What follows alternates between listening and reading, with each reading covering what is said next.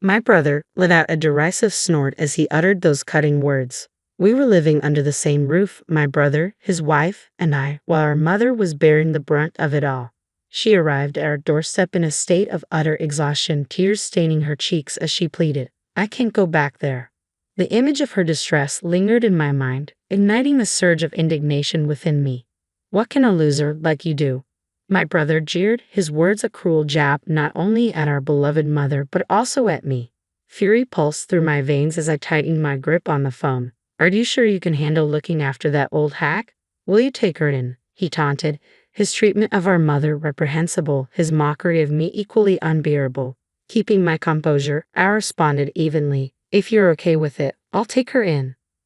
"My name is Rena. I'm 30 years old, married for 4 years to a kind-hearted husband, blessed with a joyful life and a 2-year-old daughter who brings us endless joy." Glancing at the date on the calendar, I retrieved my smartphone. "Today marks my mother's 58th birthday. Happy birthday, Mom. Are you doing well? Is there anything troubling you?" I texted her, unable to shake off my concern. Her prompt response came, "Thank you for your text. I'm fine, dear. Don't worry. How are you and your family? I pray for your happiness always." Even after reading her reassurance, worry lingered. Currently, my mother resided with my brother and his wife in our childhood home. Our family, once comprised of 4 members, my father, my mother, my older brother, and myself, was marred by my father's authoritarianism and patriarchal beliefs. He was a man of unwavering dominance, his control extending over my mother and me. My maternal grandfather, an employee at a company owned by my paternal grandfather, was powerless to refuse when my mother was chosen as the future wife of the company's heir. Thus, she became the bride of my father under circumstances that resembled coercion more than consent. Although the company eventually collapsed amidst economic turmoil, my father's inheritance left him untouched by financial woes. Despite his idleness, he harbored a deep-seated contempt for women, a belief he passed down to his children. His favoritism toward my brother was palpable, showering him with privileges while belittling me at every turn. "A woman shouldn't be greedy," our father often admonished, his words a mantra of oppression. My brother, steeped in this toxic environment, grew entitled, seeing himself as superior while regarding me as inferior, a mere shadow in his path of self-importance. Growing up in such an oppressive atmosphere was excruciating. Each day, I harbored the fervent desire to escape home as swiftly as possible. Despite my stellar academic performance, my brother, who struggled academically, was granted access to prestigious private schools and universities, a privilege denied to me by our father's archaic beliefs. "Women don't need education. It's a waste," he would disdainfully declare, insisting that I either hasten into marriage or settle for menial labor. I vividly recall the sting of my brother's cruel words, branding me as a failure, a sentiment that left me sobbing in frustration at the sheer injustice of it all.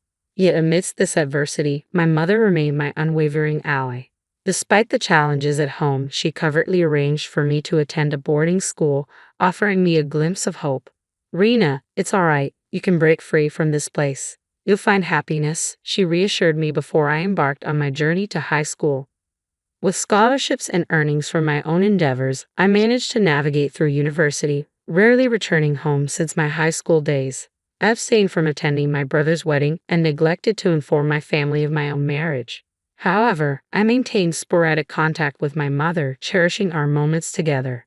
It's no exaggeration to assert that I owe my current identity to my mother, an irreplaceable figure in my life. Despite her perceived fragility, she possessed a boundless love for me. Her wish for my happiness echoed in my heart, a sentiment I reciprocated fervently. When news of our father's demise reached me, I opted out of attending his funeral. Yet a startling revelation from my mother unveiled the unexpected turn of events. On his deathbed, our father instructed my brother and his wife to return home and reside with our mother. Since then, they have been sharing the same household, a testament to my mother's enduring kindness and resilience. I yearned to speak up, to voice my concerns, but my mother's gentle assurance silenced my protests. So I held my tongue, maintaining contact with her despite the nagging doubts that plagued me. Bill, my brother, would he truly care for our mother? Was she genuinely alright? These questions gnawed at me incessantly, an unsettling sensation that refused to dissipate. Then, one fateful night, The shrieking of the intercom shattered the silence of our apartment.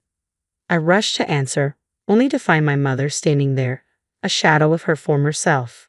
Dressed in tattered garments despite the chilly autumn air, she appeared frail and trembling. "Mom, what happened? Are you all right?" I exclaimed, my concern palpable. In a voice barely above a whisper, she apologized for her sudden appearance, tears streaming down her cheeks. We welcomed her inside, my husband swiftly attending to her needs, offering warmth and comfort. As she settled in, her voice quivered as she began to recount her ordeal. Living with my brother and his wife, Nicole, had become a nightmare. They treated her as a servant, demeaning her with every task left unfulfilled. My brother's verbal abuse cut deep, labeling her as useless and a burden, while Nicole spewed insults and callously sold off her possessions. False rumors tarnished her reputation, painting her as a troublesome mother-in-law. My mother's health deteriorated rapidly under their tyranny, yet she endured silently, concealing her suffering from me. "Why didn't you tell me?" I lamented, my heart heavy with guilt. "Rena, I've burdened you since you were a child," she confessed, her words laden with remorse. "I hesitated to add to your burdens. I believed if I could endure it quietly." My mother's voice faltered, trailing off. Then, an email notification chimed, disrupting the heavy atmosphere. "It's from Nicole," she murmured, her hands trembling as she read the message aloud. "Where are you? The laundry isn't done, and there's no food. Do you want your belongings sold again?" The threat sent a shiver down her spine. "I'm sorry, Rena. I can't bear to return to that house," she confessed. Her words spurred me into action. Without a word, I retrieved my smartphone and dialed the number my mother had given me. My brother's gruff voice answered, demanding, "Who's this?" "It's Rena. Mom's with me," I replied evenly. "Oh, it's you," he retorted dismissively. "That old hag left without finishing her chores, huh? Tell her to come back immediately." "It seems you've been mistreating Mom," I interjected, my voice quivering with anger. "I've heard everything." My brother's response was a contemptuous snort. "Ha, what about it? What can a dimwit like you do?" he scoffed. "You've worked Mom to the point of illness, and you think that's acceptable. I won't allow her to stay with you any longer." "Think you can afford to support that old hag?" he sneered. "She's been a housewife all her life, incapable of anything and penniless. Are you planning to take her in?"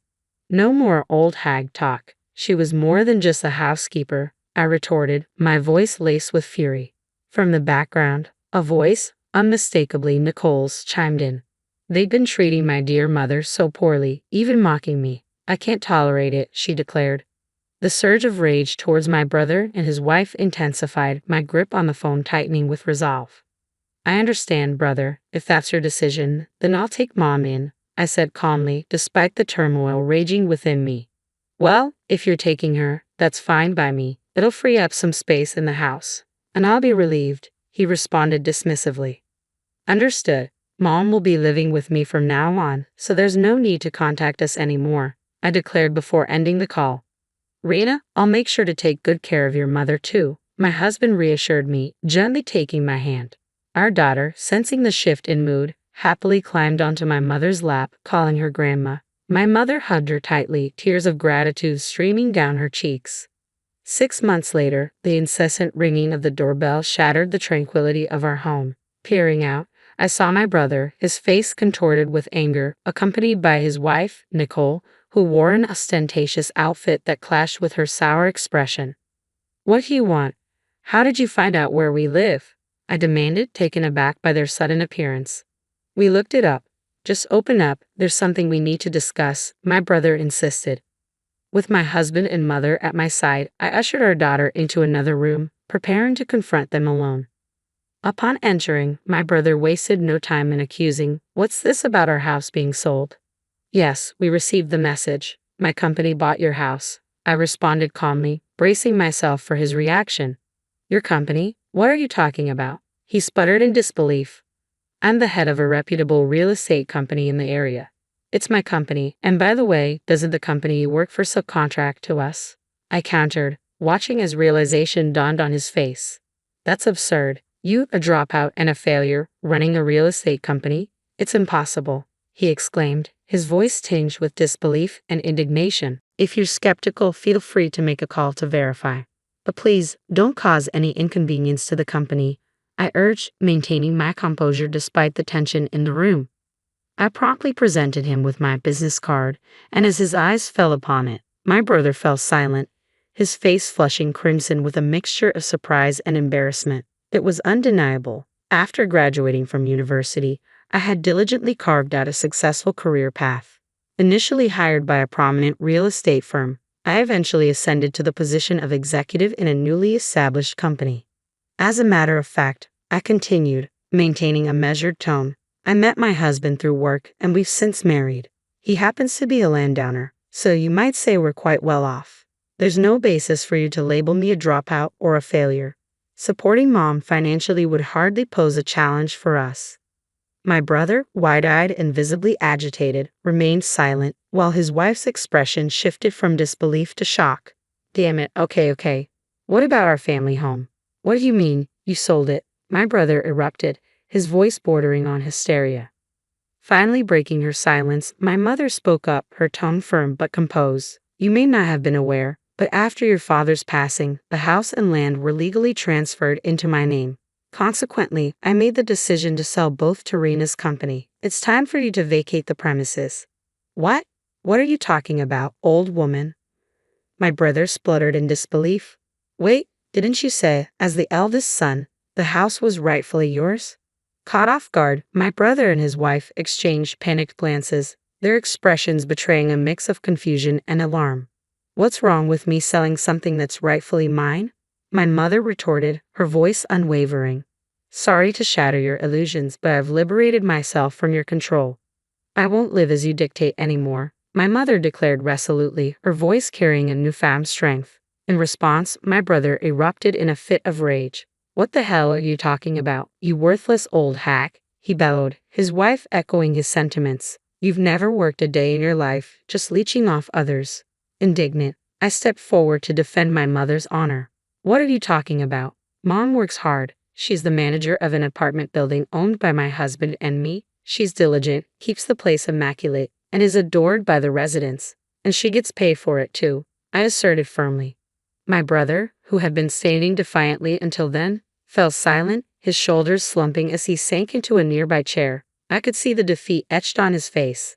Nicole leaned in to whisper something in his ear, a futile attempt to salvage the situation. Knowing my brother's prideful nature, I could sense the sting of defeat and rejection weighing heavily on him. If there's nothing else, you can leave now. I don't want to be involved with you, I declared firmly, unwilling to entertain any further drama. Suddenly, my brother's demeanor shifted. His previous rage gave way to a fawning grin. All right, but listen, you're rich now, right? Could you spare some cash? I recently lost my job and I'm having money troubles, he pleaded shamelessly. I was taken aback by his audacity. Before I could respond, he continued, Hey, Mom could give money to me too, right? You got money from selling the house. Just think of it as helping out your adorable son. Just as I was about to intervene, my mother's voice cut through the tension.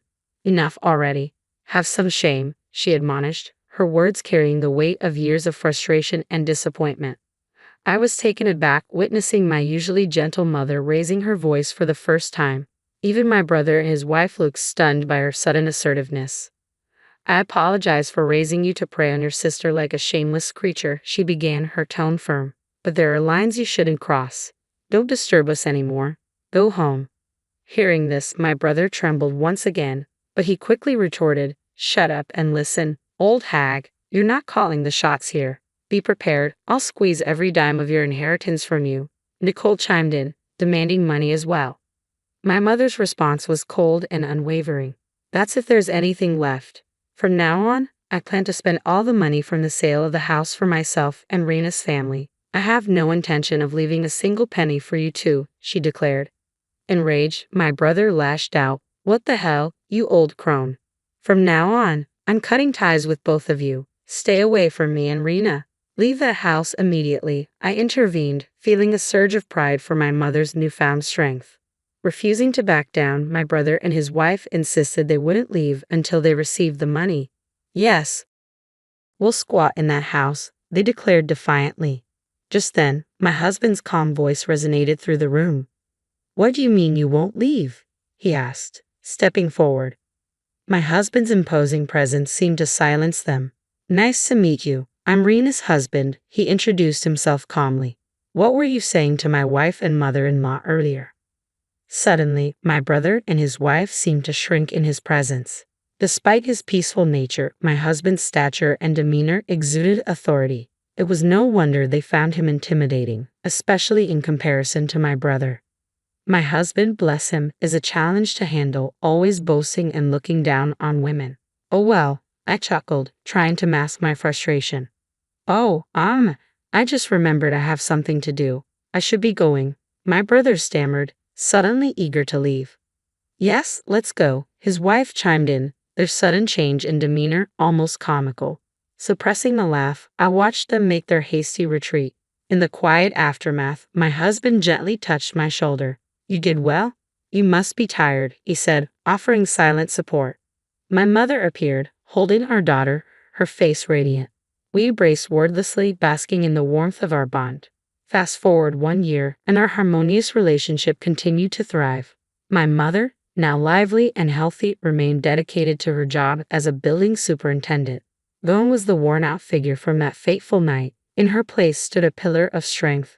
She adored and cared for our daughter, a tremendous help to me. Of course, our daughter adored her grandmother just as much, often clinging to her with affection. Observing their bond filled my husband and me with immense happiness. As for my brother, well, believe it or not, he got divorced shortly after the incident. He lost his house and his fortune, and after revealing his pathetic state to my husband, Nicole quickly abandoned him. Currently, she's on the hunt for a new husband, but her nasty nature and money-hungry motives seem to be hindering her search. My brother now lives alone in a rundown apartment, struggling with part-time jobs. Frankly, I have no intention of helping him. He brought this upon himself. My mother and I have decided to distance ourselves from him completely. By the way, we're planning to build a spacious 2-family home soon. While we could continue living in the condo my husband owns, my mother pointed out that it would soon feel cramped as our daughter grows.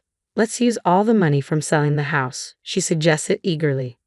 Grateful for her enthusiasm, we accepted her proposal, looking forward to a future filled with happiness in our new home.